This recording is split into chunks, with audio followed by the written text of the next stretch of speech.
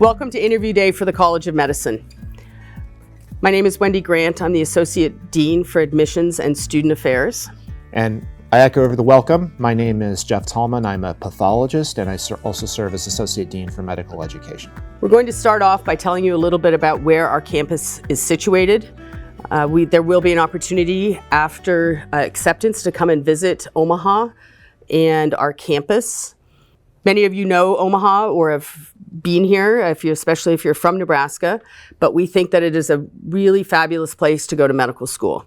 It's not too big, not too small, plenty of opportunities, and basically any cultural interest that you have is available in Omaha. We obviously have huge, noteworthy sporting events like the College World Series. In the area around campus, there's huge development with lots of places to live and restaurants. And we think that it's an easy, affordable, safe place to live as you go through medical school. One of the best ways I've heard Omaha described is the best of both worlds. And I really think that's appropriate in the sense that it's big enough that there's stuff to do. We have a major arena that brings in music acts and big events, as Dr. Grant alluded to. But it's also small enough that it's easy to traverse. You can get across the city from one end to the other in a half hour, even during rush hour, putting rush hour in air quotes. And it's easy living, as Dr. Grant mentioned. Cost of living is great, and it's a great place to learn. We also are very proud of our campus, and there is ongoing development all the time. There's lots of outdoor space and indoor space. The libraries has tons of areas for you to study, both by yourself and with groups. The main place where our students spend a lot of time during the curriculum is in the Sorrell building, which is across the street from our main clinical partner, but also surrounded by the College of Pharmacy, College of Nursing, College of Public Health, and College of Allied Health facilities. The College of Medicine is part of UNMC, one of the 4 campuses of the University of Nebraska system. We partner very closely with Nebraska Medicine, the healthcare system, one of the largest in the state, and that's where most of your clinical training will occur in the later phases of the curriculum. As you can see from the mission statements here, which I'm not going to read for you, they are very closely aligned and focus not only on improving the health and well-being of Omaha in particular, but also the state of Nebraska as a whole. And that is something that is infused into everything we do within the curriculum, everything you will learn and do while you are here. We are very proud of our accomplishments, not only on the academic side, but also on the clinical side. We pride ourselves in focus on primary care, and also our partner schools, the College of Allied Health, the College of Nursing, College of Pharmacy, and College of Public Health, all of which make up UNMC, are highly ranked and recognized on a national level. Nebraska Medicine, also our main clinical partner, is one of the leading medical centers in the state of Nebraska and is nationally recognized for its excellent care. One of the key components of learning that you will have while you're here is the opportunity to learn about how to consume and perform research. And there are innumerable opportunities for you to participate in research here at the College of Medicine throughout your time, to the greatest degree that you wish. In fact, just as a kind of a statistic, about 85 to 90% of our students do participate in research projects while they're here in some way, shape, or form. These may be a part of formal programs that are run by the college or individual departments, but also ad hoc things that you may come into contact with as a result of just talking with faculty members. We do have some active summer research programs that occur during the time between the first and second year of medical school. And you can see that we have quite a few full-time investigators that run the gamut of specialties and domains within healthcare and the related foundational sciences. And you can see this is supported by a very, very large graduate college with numerous graduate students and postdoctoral research associates. And I think one of the things that is important to remember about research is while your exposure prior to medical school may be mostly in the lab, in the basic science with mice and pipettes, the bulk of research or other quality projects are really focuses on clinical initiatives and clinical developments. And so therefore it really can parallel very nicely with your learning as you progress through the curriculum. One of the things before we get into the nuts and bolts of the curriculum is that we think that your wellness is very important. This is a UNMC initiative, but also specific to the College of Medicine. We have an assistant vice chancellor for campus wellness, and there are lots of interprofessional activities that you can be a part of, and these are not only with students from the other colleges, but also employees from Nebraska Medicine, Children's Hospital, and other healthcare facilities in Omaha. A couple of the highlights include the Nebraska Medical Orchestra, which brings incredibly talented musicians, and actually you don't have to be quite so talented, but it's really fun to be able to sit beside a faculty member and participate in creating incredible music. We have lots of opportunities for reflective writing, teaching kitchen, and basically any student who has an interest and wants to start a group is welcome to do so. There are innumerable student groups as well as other interest organizations that you can take part of, both made up only of College of Medicine students, but also from individuals from all the other colleges, which represent a nice interprofessional educational opportunity. Many of you come from undergraduate training with a host of extracurricular activities, so to speak. Those things were very important not only to get you to this point, but also to help you develop as a student. And we strongly advocate and do everything we can to support you continuing to branch out into those efforts as well, because not only does that help your wellness, but it also makes you a more well-rounded physician when all is said and done. And one of the things that I think these opportunities give you is that when you apply for residency at the end of medical school, not to jump to the end before we even get to the beginning, but our students pursue things that, as Dr. Tallman said, really help balance who you are. And there's maybe a little less box checking as you move through medical school. It is really important to find things that you are passionate about to help remind you why you're working so hard to get to your end goal of graduating from medical school. The College of Medicine does have an official position, our College of Medicine Wellness Advocate. We have a specific space in the Sorrell building for our medical students. It's a place for students of all years to gather.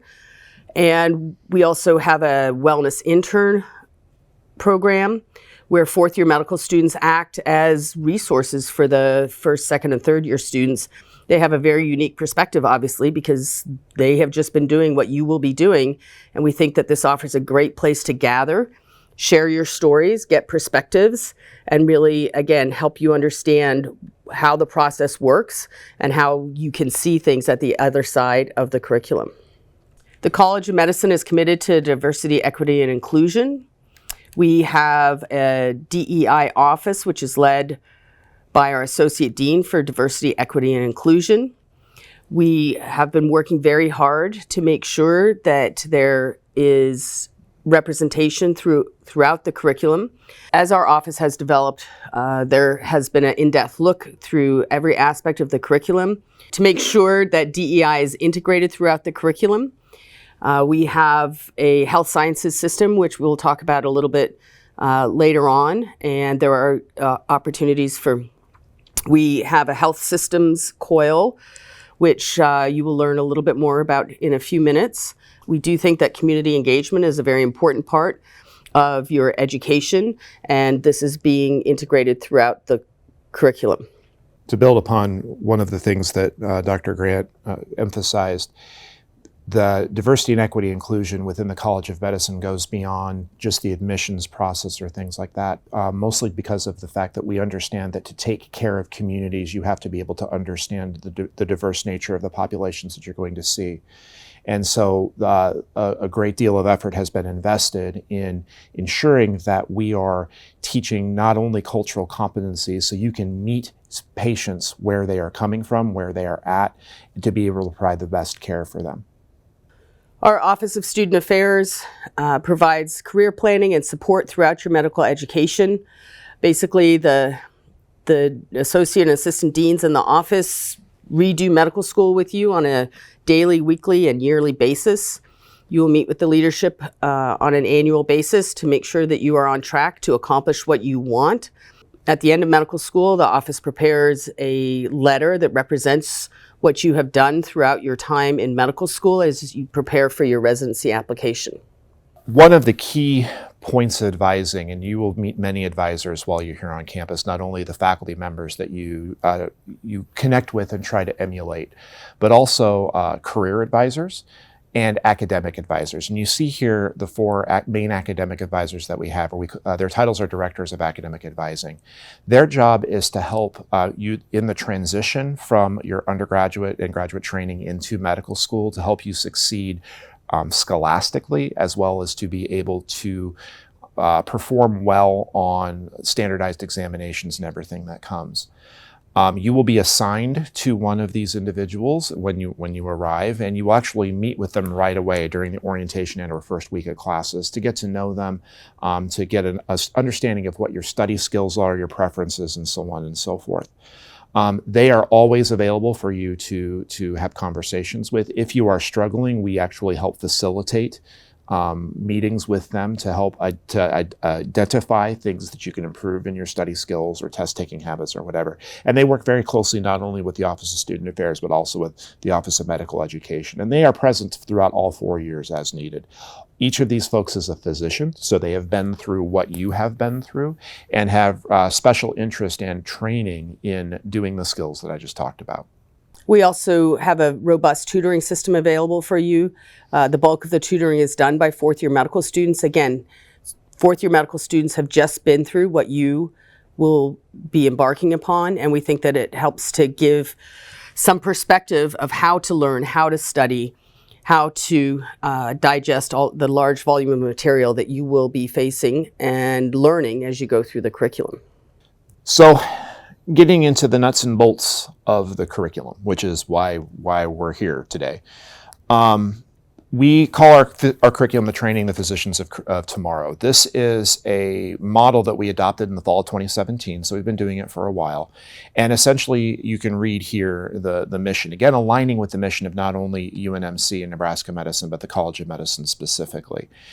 The content that we teach centers around 8 domains or main objectives. And these are the things that a undifferentiated provider entering residency needs to have basic knowledge and skills in, and you can see them here. But things to highlight from this list, everybody understands that medical knowledge and patient care and clinical skills are important. But systems of healthcare is something that the new curriculum spends a lot of time integrating into its teaching. This is learning your place in the ecosystem of the healthcare environment, understanding how the systems work, again, to best advocate for your patients as well as your colleagues. And I think one of the things that's important to look at and understand as you think about where you want to go to medical school and how you want to learn is that it's not just about the medical knowledge. It's really about the whole system, the patient, you, your colleagues, and that's why we have multiple domains and objectives for the curriculum. I'll give a high-level overview. Basically, we have 3 phases. The first 3 semesters of medical school, learning really the foundational information that you need to be able to be successful in the clinical realm. The second phase is 12 months of required experiences in some core disciplines. This is really, a lot of times students sort of look at this as what they've been waiting for, why they went to medical school. We often hear students comment that, well, it would be much easier to do phase 1 if we had phase 2 before that. However, the goal of phase 1 is to get you ready so that you are not just shadowing or watching, but you really integrate yourself into the clinical team, take care of patients right in the weeds with learning how medicine works. And the phase 3, which is your last 13 months of medical school, is a time for you to really hone your skills, grow as a soon-to-be physician, and get yourself ready for residency. One of the designs of the new curriculum, if you look at how the 3-phase model is laid out, is you'll notice that in many medical schools, the preclinical phase of the curriculum is 2 years, and we've condensed it down to 3 semesters. The reason for that is that we actually are giving that time back in the 3rd phase for career exploration. This provides you an opportunity to sample various specialties, to kind of have a better idea of what you're interested in going into before you begin the residency application process. The other thing that we concentrated on in the design of the 3-phase curriculum is transition points, transition points between the phases specifically. And I think that's been one of the major successes that we've had since instituting the new system.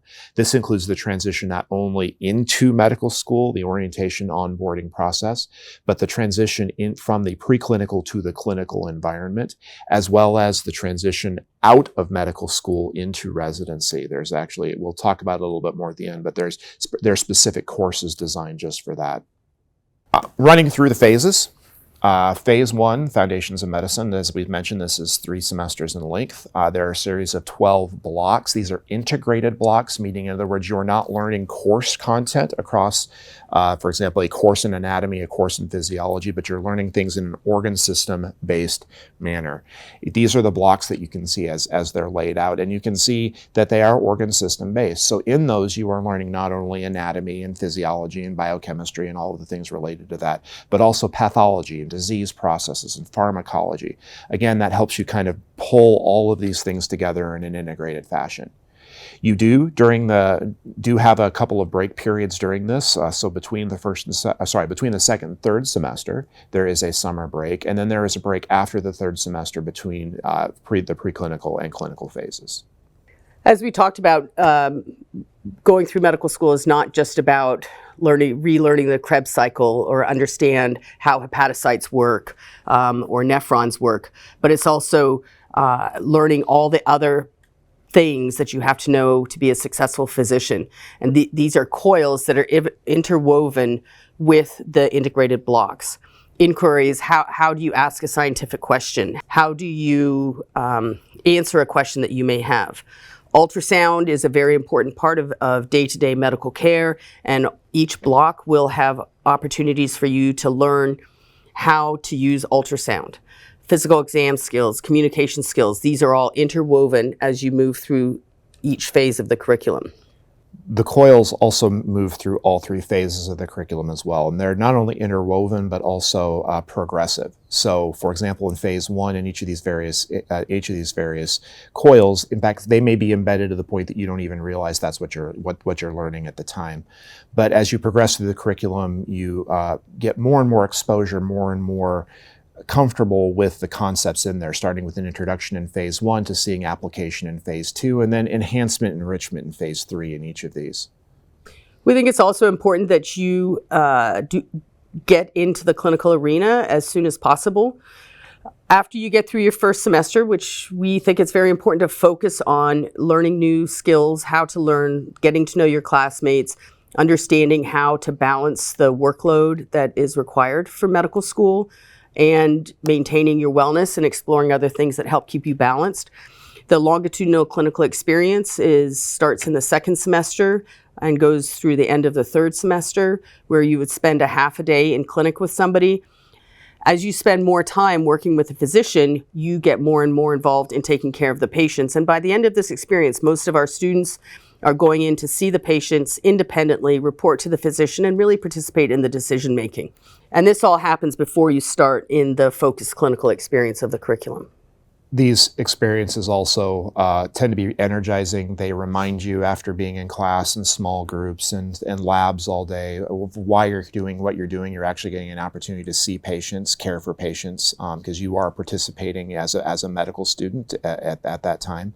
But also provides an opportunity for you to practice your clinical skills in your interviewing, to apply the things that you're learning firsthand.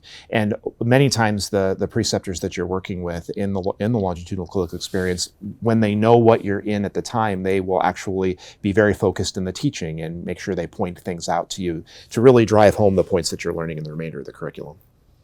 After the first 3 semesters of medical school, you have 2 months of dedicated time to prepare for step 1 of the boards. Like it or not, we have to talk about boards, because in order to practice medicine, you have to be able to get a license. And in order to get a license, you have to pass these exams. As most of you probably know, step 1 of the 3-step board process is a pass-fail exam. We give you 2 months, as I said, right before you start phase 2 of the curriculum. This is another opportunity for you to work very closely with your academic advisors in preparation for this. And we are very proud of our students that we have a pass rate that is at or above the national average. So moving on to phase 2, the core clinical experience, as Dr. Grant alluded to. Actually, the beginning of phase 2 is a course called the Acute Care and Clinical Transitions course. This you encounter after taking step 1. So you have basically all of that done. And now you're able to focus on preparing to enter the clinical environment. And in that acute care and clinical transitions course, you're learning about special populations, dusting off your interview and physical diagnosis skills, as well as learning some basics about how to handle various presentations of common illnesses. For example, how to approach a headache, how to approach abdominal pain, things like that, intended to get you ready to go day one when you are in the clinical environment. There are 6 core clerkships that you will all do in some various order. It varies based on your preferences as well as scheduling needs of the college, and they range in length from 6 to 12 weeks. You can see them listed here. But bottom line, everybody participates in all of these. These are all required to go through. We think that exposure to these core areas of clinical medicine is incredibly important for you to not only understand what's involved in these specialties, but also to prepare you for whatever you're going to do. If you're going to be a pathologist, it's still really important that you understand how to be a pediatrician or how to be an obstetrician or how to be an internist, because it gives you the perspective of how disease process affects the patients. And so when you're making diagnoses under the microscope, for example, you still have this clinical relevance. One of the goals of the redesigned curriculum was to actually get students into the clinical environment more quickly. And usually, traditionally in medical schools, the semester has started in July. We actually have folks entering the wards on April 1st. We think this is very, very important to give you that expanded time for career decision in phase 3. But also it's shown that the compressed curriculum and the transition planning that we have done with the acute care and clinical transitions course and other things within phase 1 has been successful, because our students do very, very well with the transition into the clinical phase of the curriculum. So the third and final phase, we call it the career preparation phase, or phase 3. It is designed to do what its name says. It's designed to help you top off your clinical skills that you have learned in the prior 2 phases, as well as to sample specialties to decide what you want to do as a future career. Most of the phase 3 is elective, meaning that these are opportunities that you get to select to, again, explore careers, also to maybe do things that you've always wanted to try that you have an interest in. Maybe, yes, I'm a pathologist, but I've always wanted to learn more about dermatology. It's just something I wanted to learn more about. Well, you have an opportunity in phase 3 to do that. Ultimately, if you want to practice medicine, you need to do a residency in the specialty of your choice. Each specialty has unique requirements for you to be successful in matching into that. We have career specialty track directors who will help you prepare in conjunction with the Office of Student Affairs. In March of your 4th year of medical school, there is a national match process. Most of you probably have heard of this. Every year our students are very successful. Our students go all over the country. We have about 40% of our students who stay in Nebraska, which means 60% of students go anywhere else in the United States. And about 85 to 90% of our students get one of their top 3 choices in residency spots. To expand a little bit upon the career specialty track directors, as Dr. Grant mentioned, each specialty that you can match into has an individual identified. These people actually can begin career guidance and discussions as early as the very, very beginning of phase 1. If you think, hey, I may be interested in neurosurgery as a career, what do I have to do? What is this career like? You can cold call these individuals, and they can help provide guidance in concert with the Office of Student Affairs and your directors of academic advising, and help you along that path. And these individuals are available throughout your curricular journey, but more specifically, they spend a lot of time with you in phase 3. And part of the reason for our success in the match has been I would say, individualized advising that not only the Office of Student Affairs gives, but also these career specialty track directors who are in the departments and know what's going on the national stage. One thing that you also have an opportunity to participate in while you're here is something called EMETs, or the Enhanced Medical Education Tracks. These are always ever expanding, and you can see a list of them here. What they are, it's an and to the curriculum. So if it's an opportunity to enrich yourself in things that may interest you. These are by no means required. About 30 to 40% of our class, each class takes part in these. But what they actually do is let you get additional training in these various areas that you can see laid out in front of you. Also, students have an opportunity to participate in an honors thesis. Now, that's separate from the EMET program. You can use your EMETs to maybe launch into an honors thesis, but it's another way to, both of these represent key ways to differentiate yourself and to show your achievements when you're on the residency interview trail. And as you can see, there's a wide variety of EMET programs. But one of the things is it gives you basically 3.5 years to integrate yourself into a healthcare team. And so often this may be some bench research, some clinical research, but also clinic time, focusing on a specific patient population. Each of these EMET tracks has a project associated with it, so it's kind of, I would say, built-in project and research.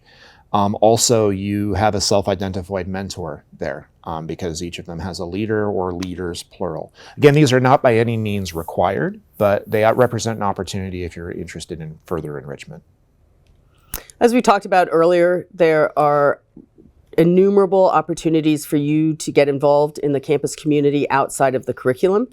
This list is not exhaustive. We think that if there is anything that you are interested in doing outside of the curriculum, there is no reason that you can't start an organization or join an organization, working not only with students from the College of Medicine, but also students from the other colleges at UNMC. While the pandemic is behind us, we just wanted to give you a reminder that we kept doing medical school during the pandemic. We think that points of time for celebration of your accomplishments are incredibly important. At the beginning of medical school, we have a white coat ceremony where we welcome you to the profession of medicine. Match day is a day where you obviously all come together with your classmates and your families to find out where you will be spending the next few years of your life. This is a very unique part of medicine, but it works, and it's a great celebration. And then commencement at the end of medical school, when you finally will be called doctor, is an incredibly important celebration. And now that we are post-pandemic, we continue to have these very important days, and it is a great opportunity for you to celebrate with your classmates and your family and look back on all of your achievements. We hope that this gives you a foundation of knowledge so that when we meet with you on interview day, you can ask us any question you want. We think that it's really important that we share who we are and that you have a good understanding of what our priorities are and how much we focus on getting you to be the best physician that you can be. Hopefully, one of the things that also came out in this presentation is how proud we are not only of our institution, but also of our students. And we're incredibly excited to have the opportunity to talk with you during the interview day and share additional thoughts and answer any other questions that you have.